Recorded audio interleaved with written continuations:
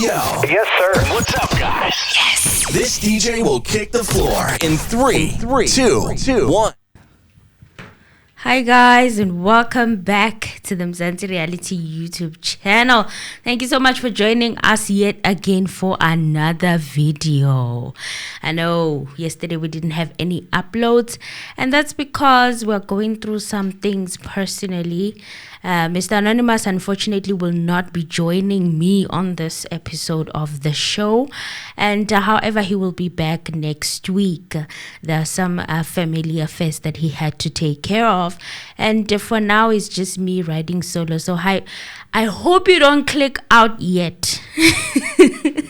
Don't click out yet, because today's video is very interesting. Now, I went through social media today and I discovered a very interesting story. Now, this story touched me particularly because I am from that area where all the story is happening currently. And it's a crazy one. It's a mixture of crime. It's a mixture of one victim came forward and told their story, and I just thought maybe you guys might be interested in it, and later on I will update you, of course, about what is happening currently with the Thabo Bester Saga. But for now, today I will be sharing with you guys the tragic tale of Sdomane 55. That's the name that the young man went by on social media as well as the streets of Pretoria. News broke out on social media today that he passed on, and people are rejoicing. I mean, I've seen the comments, they're like, good riddance.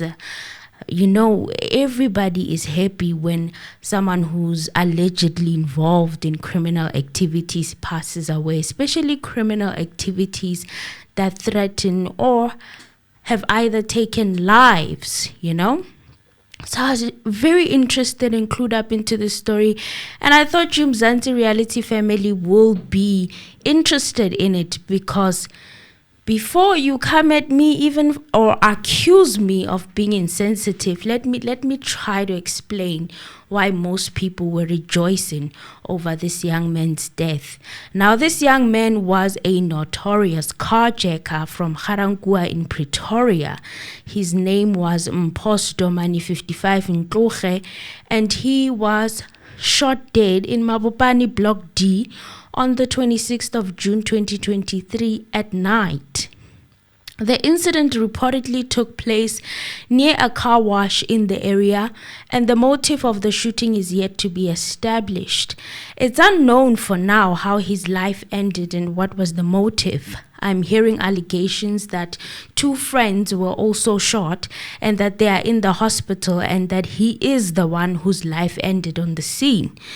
We will update you as soon as there are any new developments with regards to the circumstances surrounding the ending of his life. For now, that's unfortunately all I could get. One of the victims of Sdomane's crimes posted a heartbreaking tale of how she was hijacked by Sdomane and his crew in Veiws, Johannesburg. She posted her story on Facebook on the 24th of April 2021, days after the incident. Now, this is what she posted. I'm gonna read her post for you guys as she narrated the events and the story about what happened to her that evening. Now, she says, Tuesday evening, I got a call from a friend. We talked our normal conversation. Then she told me that her flu is getting worse. Hence, it was late, so the pharmacies were closed. I had flu medication in my place, so I decided to drive to her place to give her the medication. Her complex is not far from where I stay, so it wasn't a problem for me to go there. I got there, punched the code.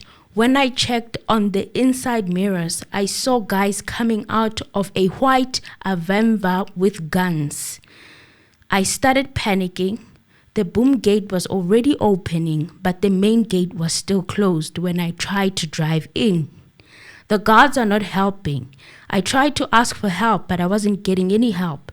One of those criminals broke the passenger window and opened the car, pointed a gun on me, and told me to stop the car. I had no choice but to do so. As I realized that I'm not gonna get any help, I had no choice but to do what they say. They forcefully took me out of the car and forced me in one of the back seats. The gun was on my head all the way.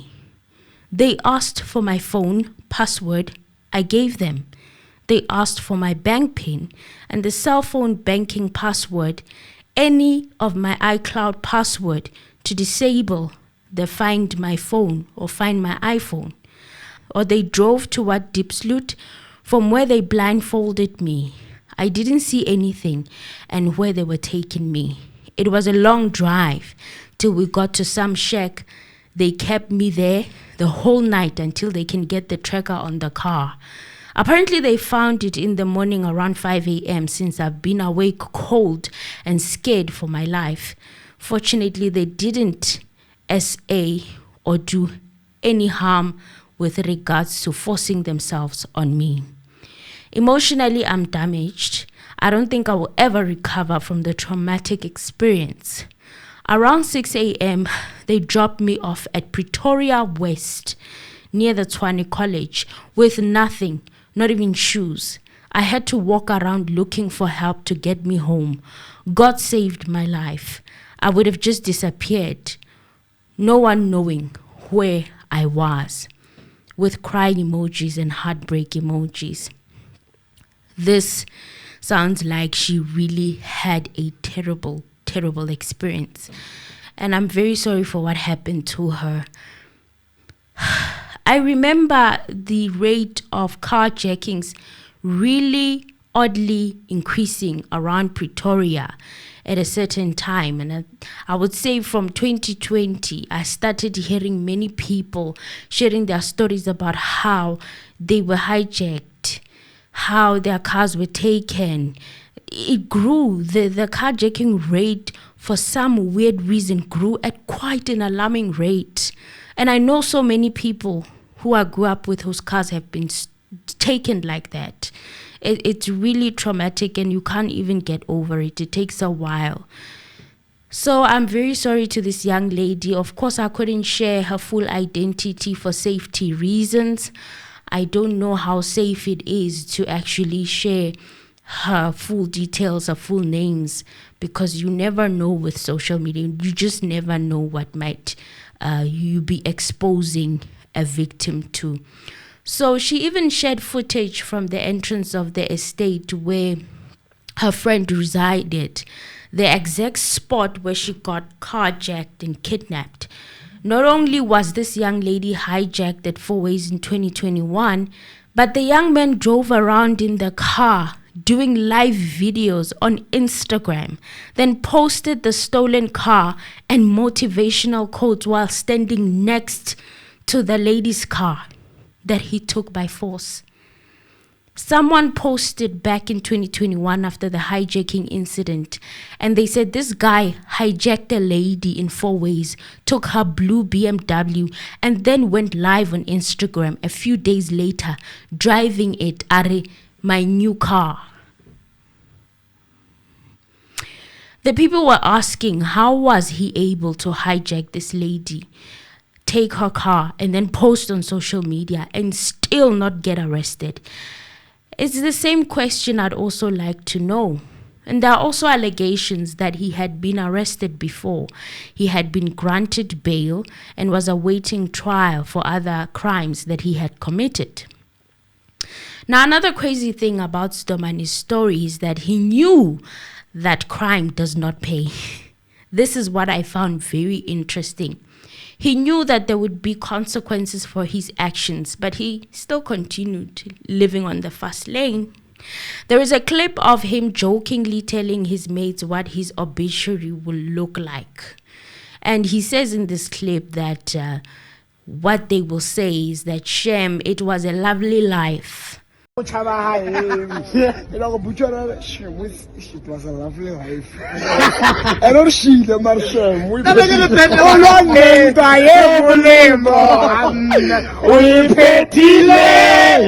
You know the song that they're singing very well. I like to refer to it as an anthem to all fallen Pretoria gangsters.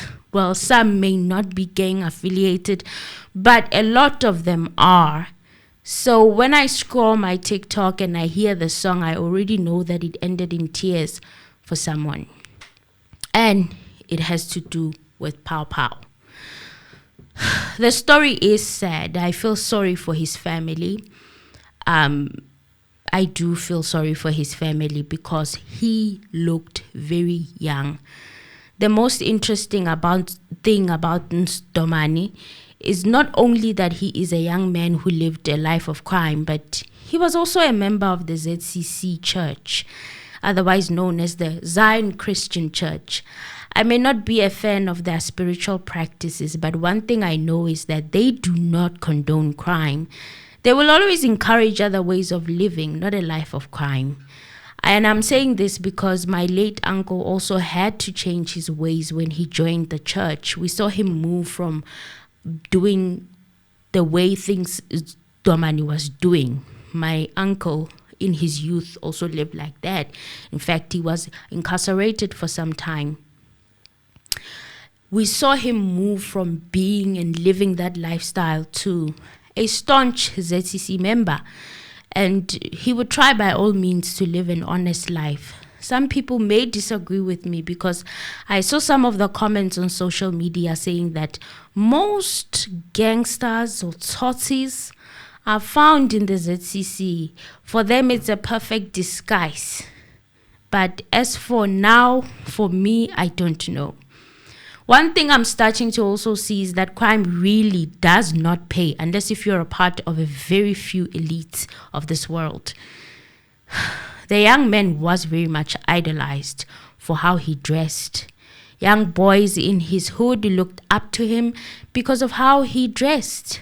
I'm sure you have seen with the images that I've shared so far, the Balenciagas and the Gucci bucket hats and LV man bags and Gucci sneakers, that he dressed expensive. And one thing about him, he lived an expensive life. The way he is described by those who knew him, they say he was the life of the party and that they will miss him. Okay, so Pretoria, my hood, what is happening? I'm asking this question because I grew up there, and every time I'm seeing the rise of this tsotsi culture. It's scary. I have seen so many of these stories in this year alone, and the level of crime is getting worse, and the criminals are getting younger and younger with every year. Now, many of you family might have noticed my disdain and dislike for these luxurious brands. I know I always bring them up and I always talk about them as if they are the most important thing. But I'm not bringing them up because I don't see what is happening. My main reason is that from where I come from, these expensive brands and labels are associated with the highest level of criminality. I'm not blind to the fact that the only way for a young man of color to wear these types of brands, especially if you're from the township, they must be doing some type of illegal activities. If you don't know this, you end up idolizing them and you think that they are the real deal.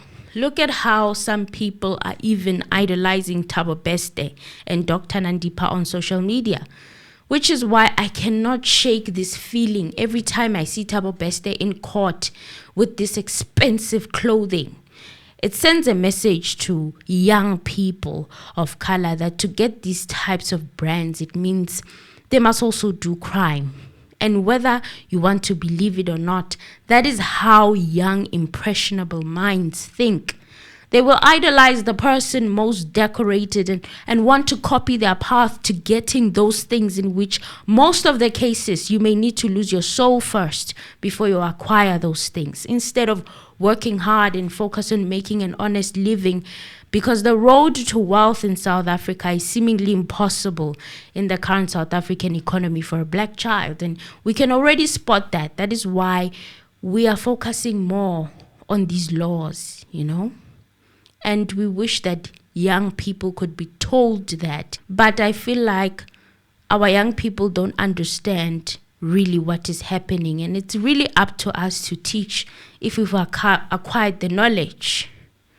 So speaking of Thabo Bester's case, we also have an update. The investigating team assigned to Thabo Bester case have been arrested 3 more suspects in the matter.